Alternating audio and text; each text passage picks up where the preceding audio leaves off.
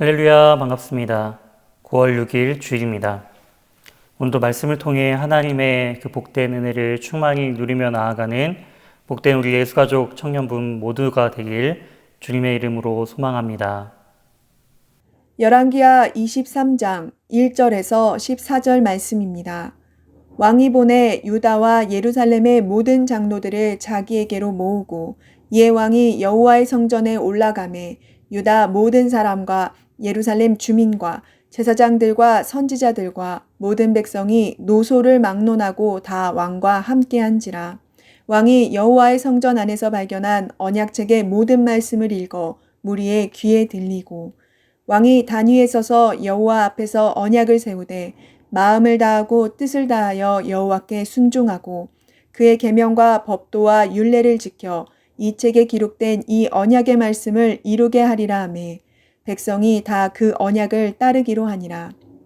왕이 대제사장 hil기야와 모든 부제사장들과 문을 지킨 자들에게 명령하여 바알과 아세라와 하늘의 1월 성신을 위하여 만든 모든 그릇들을 여호와의 성전에서 내다가 예루살렘 바깥 기드론 밭에서 불사르고 그것들의 재를 베델로 가져가게 하고 옛적에 유다 왕들이 세워서 유다 모든 성읍과 예루살렘 주위의 산당들에서 분향하며 우상을 섬기게 한 제사장들을 패하며 또 바알과 해와 달과 별대와 하늘의 모든 별에게 분향하는 자들을 패하고 또 여호와의 성전에서 아세라상을 내다가 예루살렘 바깥 기드론 시내로 가져다 거기에서 불사르고 빻아서 가루를 만들어 그 가루를 평민의 묘지에 뿌리고 또 여호와의 성전 가운데 남창의 집을 헐었으니 그곳은 여인이 아세라를 위하여 휘장을 짜는 처소였더라. 또 유다 각 성읍에서 모든 제사장을 불러오고 또 제사장이 분향하던 산당을 게바에서부터 브엘세바까지 더럽게 하고 또 성문의 산당들을 헐어버렸으니 이 산당들은 그 성읍의 지도자 여호수아의 대문어기 곧 성문 왼쪽에 있었더라. 산당들의 제사장들은 예루살렘 여호와의 제단에 올라가지 못하고 다만 그의 형제 중에서 무교병을 먹을 뿐이었더라.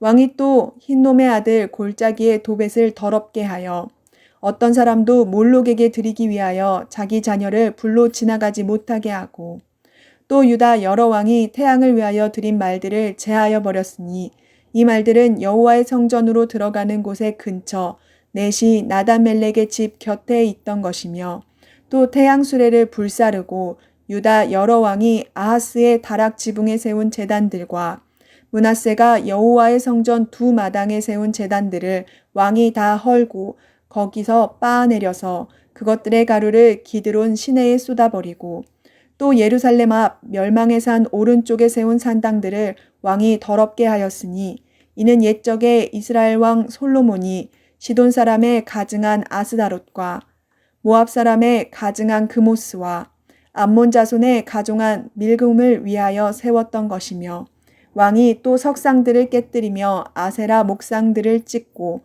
사람의 해골로 그곳에 채웠더라. 오늘 말씀을 중심으로 참된 개혁이라는 제목으로 하나님의 말씀 증거하도록 하겠습니다. 우리가 지난주에 살펴본 것처럼 요시야 왕이 어떻게 그 개혁을 시작하게 되었는지에 대한 그 배경을 살펴보았습니다.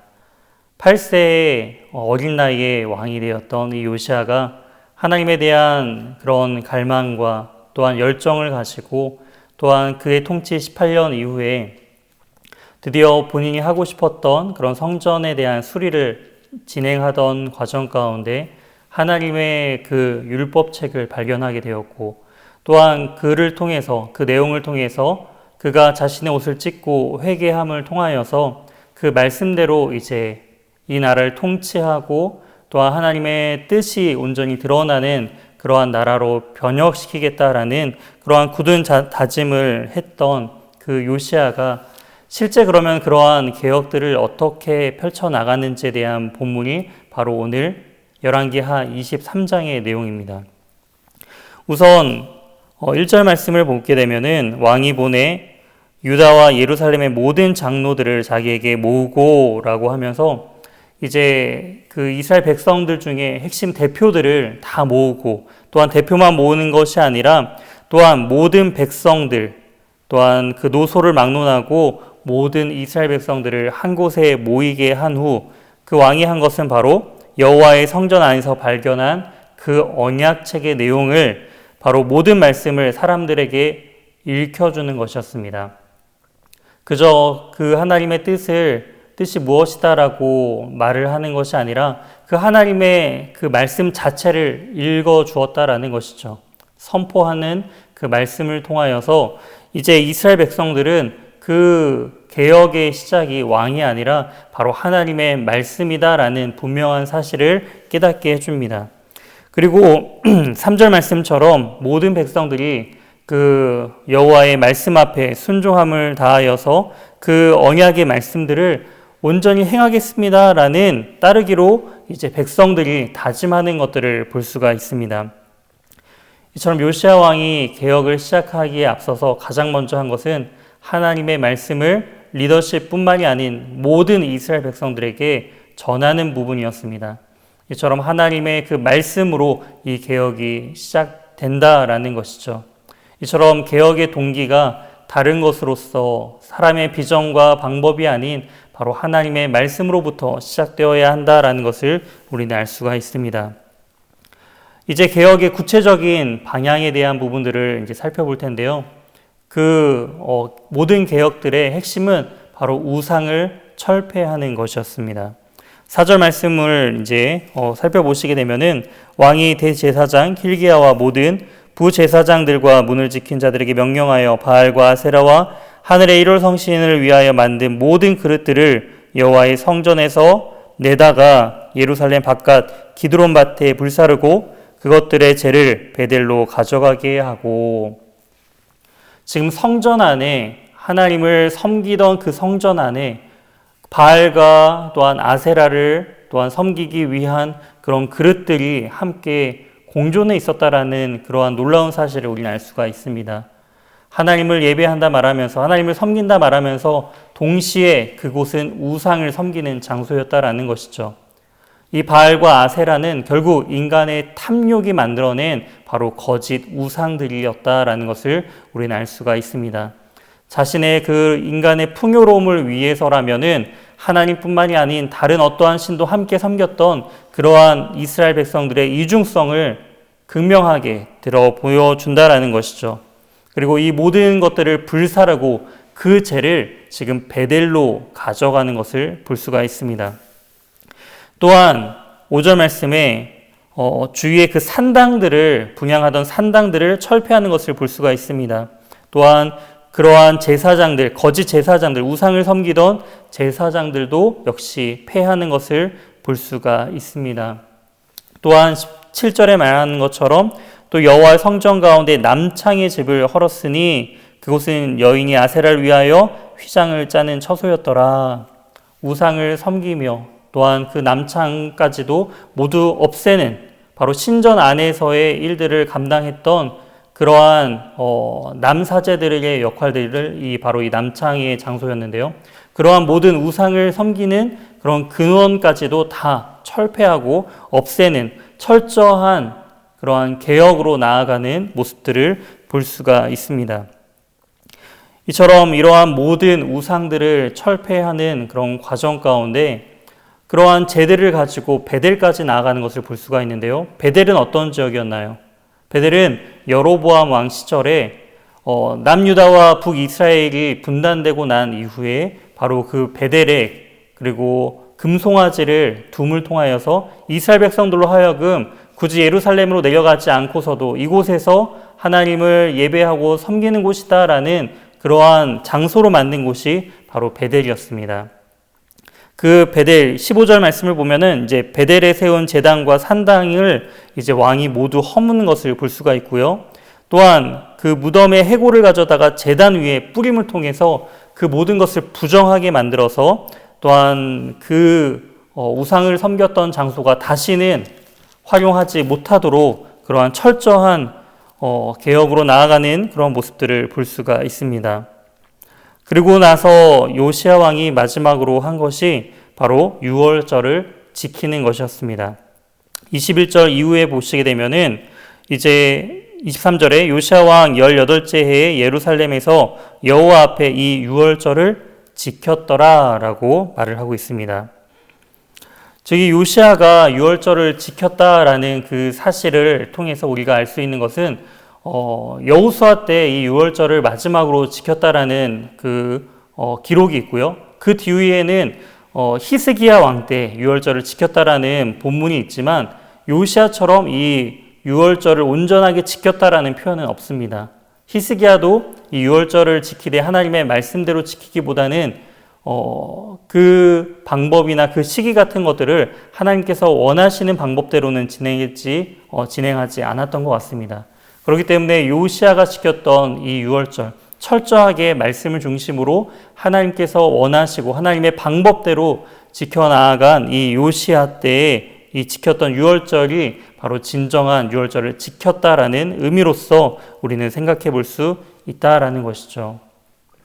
이처럼 오늘 본문 말씀을 통해서 우리가 생각해 볼 것은 바로 우리 교회 공동체도 개혁을 위해 나아가죠. 그런데 우리가 생각해 봐야 할 것이, 그렇다면 우리가 개혁으로 나아감에 있어서 우리는 교회의 가장 본질이 구원이라 생각을 합니다. 그렇기 때문에 우리가 신앙생활함에 있어서 그 구원의 문제에 대해서 많이 초점을 맞추죠.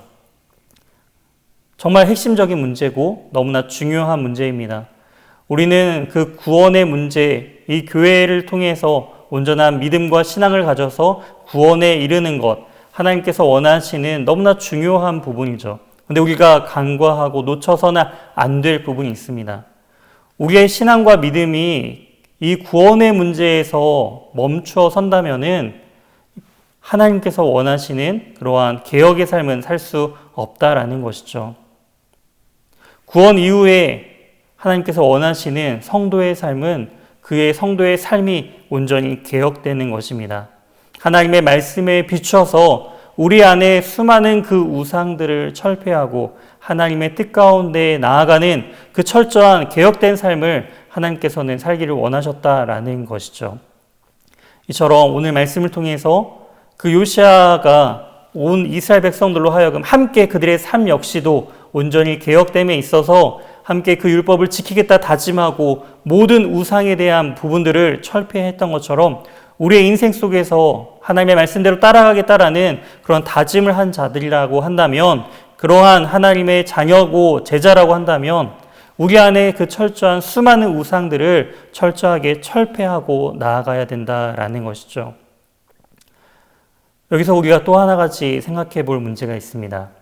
그렇다면 그 개혁의 주체는 누구인가라는 것입니다. 요시야 왕이 이 개혁을 주도했습니다. 그렇다면은 그 개혁의 시작이 요시야 왕일까요? 이스라엘 백성들도 함께 그 개혁에 동참하겠다 말하며 수많은 우상들을 철폐하는 데 있어서 함께 마음과 뜻과 열정을 다하여서 그것에 동참하였습니다. 이처럼 요시야에 대한 평가가 25절에 나옵니다. 요시야와 같이 마음을 다하여 뜻을 다하며 힘을 다하여 모세의 모든 율법을 따라 여호와께로 돌이킨 왕은 요시야 전에도 없었고 후에도 그와 같은 자가 없었더라. 정말 위대한 평가죠. 이러한 일을 한 자는 요시야 전에도 없었고 후에도 없었다. 철저한 개혁을 외치며 그러한 철저한 개혁의 삶을 살았던 이 요시야. 하지만 더 중요한 것은 이 개혁의 중심과 핵심이 요시야가 아니다라는 사실을 우리는 알 수가 있습니다. 그 근거 본문이 어디 있느냐면은 다시 돌아가서 그 23장 15절 이하의 내용들을 다시 보시게 되면은 그 베델의 그 산당들과 모든 우상들을 철폐하고 또한 해골을 제단 위에 뿌리는 그러한 장면들을 통해서 우리가 알 수 있는 것이, 또한 17절과 18절 말씀을 통해서 이 사건이 바로 여로보암 때에 이름 없는 한 무명의 하나님의 사람이 예언했던 그러한 예언의 하나님의 말씀의 예언이 성취되고 있음을 우리는 알 수가 있습니다. 즉 이후에 요시야라는 왕이 나와서 철저하게 이 모든 산당들과 이 모든 제단들을 허물고 그 제들을 또한 해골을 또한 그 모든 것들을 이곳에 뿌림을 통하여서 이곳이 가증한 곳이 되게 할 것이다라는 그러한 하나님의 사람의 예언이, 그리고 하나님의 뜻이 이 요시야 때에 성취되고 있음을 우리는 알 수가 있습니다. 이처럼 진정한 개혁은요, 인위적인 것이 아니라 사람이 만든 방법으로 나가는 것이 아니라 하나님의 때에 하나님의 방법으로 이루어지고 성취되고 있다는 것을 알 수가 있습니다. 그 하나님의 그 뜻에 합당하게 온전히 순종함으로 행할 때에 진정한 개혁은 이루어질 수 있다라는 것이죠. 저 역시도 청년부를 섬기면서 처음에 열심히 이제 성경 공부를 함께 나누고 또한 그 가운데 함께 모였던 많은 청년들이 말씀을 통해 변화되는 것들을 이제 볼 때 너무나 큰 기쁨과 감사함이 있었습니다. 하지만 그럼에도 불구하고 제가 생각한 것만큼 우리 공동체가 빠르게 변화되거나 또한 한 사람 한 사람이 더욱더 하나님의 귀한 일꾼들로서 세워지는 모습들이 너무나 더딤을 볼 때가 저 역시도 있었습니다. 그런 모습을 보면서 더 열심히 제가 말씀을 가르치고 또한 양육하고 하는 부분들 너무나 중요하다라는 것들도 또 한편으로 느꼈지만 이 말씀을 묵상하고 또한 함께 연구하면서 느껴지는 것이 물론 저의 열심으로 최선을 다해서 가장 좋은 방법으로 성경을 가르친다고 변화되는 것이 아닌 바로 하나님께서 그 모든 과정 가운데 기름 부어주시고 인도하여 주시고 하나님께서 온전히 붙드시고 변화시켜 주셔야지만 온전히 우리 공동체가 또 우리 개인이 진정으로 개혁되고 변화될 수 있는 것이구나라는 것들을 또한 말씀을 통해 깨닫게 되었습니다. 요시야의 이러한 온전한 개혁 이후에 그렇다면은 이 이스라엘 백성들이 이 온 유다 땅이 정말 개혁된 모습을 통하여서 어떻게 뒤집어졌을까 참으로 궁금합니다. 그 뒤에 이스라엘 백성들의 삶이 과연 어떻게 됐을까? 이 부분들이 굉장히 궁금한데요. 그 뒷부분에는 그 요시야의 마지막, 생애의 마지막 부분들이 등장합니다. 모든 개혁을 이뤄낸 이후에 요시야의 그 죽음을 언급하는 부분들은 굉장히 짧습니다. 29절부터 30절 말씀인데요. 요시야 당시 애굽왕 바로느고가 아수르 왕을 치고자 하여 유브라데 강으로 올라감으로 요시야 왕이 맞서 나갔더니 애굽 왕이 요시야를 무기토에서 만났을 때에 죽인지라. 굉장히 허무하죠. 이 요시야의 죽음에 대한 부분들이 한 절에 이렇게 나와 있는데요. 그 애굽 왕 바로를 이제 아수르를 치고자 나아갔던 그 바로 왕의 앞길을 막아섰던 그 요시야. 애굽 왕은 이제 요시야가 그 자신을 막는 것을 원치 않았습니다. 또한 요시야를 죽이기도 원치 않았죠. 하지만 그의 앞길을 막아섬을 통하여 결국 전쟁을 벌인 그 요시야는 허무하게 죽음을 맞이하게 되었다라는 것이죠. 그리고 그 뒤에 나오는 30절을 요시야 아들 여호아하스를 데려다가 이제 그에게 기름을 붓고 그의 아버지를 대신하여 왕으로 삼는 것을 볼 수가 있습니다. 그런데 이 여호아하스는 악한 왕입니다. 모든 이 개혁이 물거품이 되는 것처럼 다시 우상을 섬기는 자리로 나아가는 것을 볼 수가 있습니다.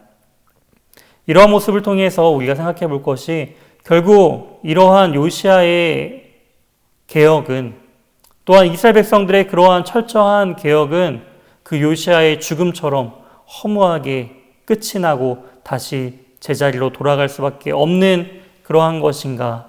이 개혁은 너무나 의미 없는 개혁이었나라는 부분들을 생각해 볼 수가 있습니다. 정말 그럴까요? 우리도 수많은 개혁들을 합니다. 하나님 앞에 다짐들을 하죠. 열심히 하나님의 말씀을 섬기고 하나님의 말씀대로 따라가겠습니다 라고 수많은 다짐들을 하지만 그 개혁과 다짐들은 또한 시간이 지나고 세상의 벽 앞에서 다시 무너져 내려가는 것들을 우리가 때로는 많이 경험할 때가 있죠. 그렇다면 그 모든 개혁들은 의미가 없는 것일까요? 그렇지 않다라는 것을 알 수가 있습니다. 이러한 요시야의 모든 개혁 가운데 하나님께서는 분명히 말씀하십니다. 그 개혁들이 참되고 올바른 것이지만 이스라엘 백성들의 그 멸망과 심판은 하나님께서 되돌리시지 않았다라는 것이죠. 즉 하나님의 큰 계획과 큰 그림 가운데 그 요시야 왕 때 그 철저한 개혁만을 바라보시고 하나님께서는 그 심판을 멈추신 것이 아니라 오히려 심판을 통하여서 이스라엘 백성들이 진정한 개혁의 길로 나아가기를 원하셨다라는 것이죠. 이처럼 우리의 삶에서 철저한 개혁이 있다 할지라도 하나님의 그 역사와 심판 가운데 하나님의 우주적인 심판은 결코 멈추지 않는다는 것입니다. 개인적인 그런 종말과 또한 우주적인 종말이 여전히 남아있다라는 것이죠. 그럼에도 불구하고 우리는 철저히 요시야처럼 또한 당시 이스라엘 백성들처럼 그 말씀에 반응하여 철저히 개혁의 자리로 나아가야 합니다. 지난주에 우리가 살펴본 것처럼 개혁이란 다른 것이 아니라 하나님의 말씀에 대한 순수한 반응이기 때문입니다. 내가 말씀을 잘 지키면 내 인생이 달라지고 내가 말씀을 열심히 잘 지키면 하나님의 심판이 내게 임하지 않는다라는 그런 두려움으로 지키는 것이 아니라 그 말씀이 진실되고 하나님의 말씀에 능력이 있기 때문에 그 말씀을 지키는 것이다라는 것입니다. 우리도 다른 것이 아니라 말씀에 반응할 줄 알아야 합니다. 하나님의 말씀에 반응하는 자, 그것이 진정한 개혁의 시작이요 하나님께서 원하시는 삶의 모습으로 나아갈 수 있는 유일한 방법이다라는 것을 우리는 기억해야 합니다. 정말 이 말씀 앞에 우리는 서야 합니다. 사랑하는 청년 여러분들은 이 말씀 앞에 서고 계십니까? 우리가 이 말씀 가운데 함께 예배드리며 이 말씀을 묵상하고 정말 하나님의 그 말씀에 반응하는 삶, 그러한 삶으로 나가야 하는데 계속적으로 머뭇머뭇거리며 멈춰서 있지는 않습니까? 수많은 실패와 좌절을, 신앙에 대한 수많은 다짐들을 했지만 다시금 무너져 내리는 내 모습을 보면서 결국에는 그 다짐마저도 허무한 것처럼 느껴지는 수많은 좌절감들, 패배감들을 경험했던 우리입니다. 그렇다고 해서 우리는 결코 멈춰서는 안 됩니다. 하루하루 다시금 그 하나님의 말씀에 반응하며 나아가야 합니다. 이처럼 요시야의 삶의 모습들이 허무하게 죽은 것처럼 보이지만 그의 개혁과 또한 그의 죽음마저 하나님께서는 기억하시고 또한 이 요시야의 삶을 통하여서 하나님께서는 모든 이스라엘 백성들이 어떠한 개혁으로 진정으로 나가야 하는지, 진정한 개혁이란 바로 하나님께로부터 온다라는 그 사실을 이 요시야의 삶을 통해서 우리에게 보여주고 있습니다. 이처럼 우리의 삶으로 날마다 개혁되는 삶을 통하여서 진정한 하나님의 살아계심을 우리의 삶으로 증거하며 또한 능력 있는 말씀에 충만한 그 은혜를 누리며 나아가는 복된 삶을 살아가는 저와 우리 청년분, 우리 예수가족 청년분들 모두가 되길 주님의 이름으로 소망합니다. 함께 기도하시겠습니다. 참 좋으신 하나님 아버지 감사합니다. 하나님, 우리의 인생 가운데, 우리 공동체 가운데 진정한 개혁, 진정한 부흥이 있기를 원합니다. 그런데 그 부흥이 사람이 인위적으로 만드는 부흥이 아니라 바로 하나님의 말씀으로부터 시작하여 하나님의 때에 하나님의 방법으로 온전히 이루어 나아가는 진정한 개혁과 부흥이 일어날 수 있도록 주님 인도하여 주시옵소서. 하나님의 말씀에 온전히 반응하며 나아갈 수 있도록 우리의 심령을 주장하여 주셔서 성령 하나님께서 우리의 마음과 생각과 우리의 모든 전 인격을 인도하여 주셔서 전에도 없었고 후에도 없을 것 같은 그러한 진정한 요시야처럼 그런 개혁의 사람들이 될 수 있도록 우리 귀한 청년분들 한 사람 한 사람을 주님께서 붙들어 주시고 주님께서 인도하여 주시옵소서. 한 주간의 모든 삶을 주님께 온전히 의탁드리오며 이 모든 말씀 살아계신 예수 그리스도의 이름으로 기도드립니다. 아멘.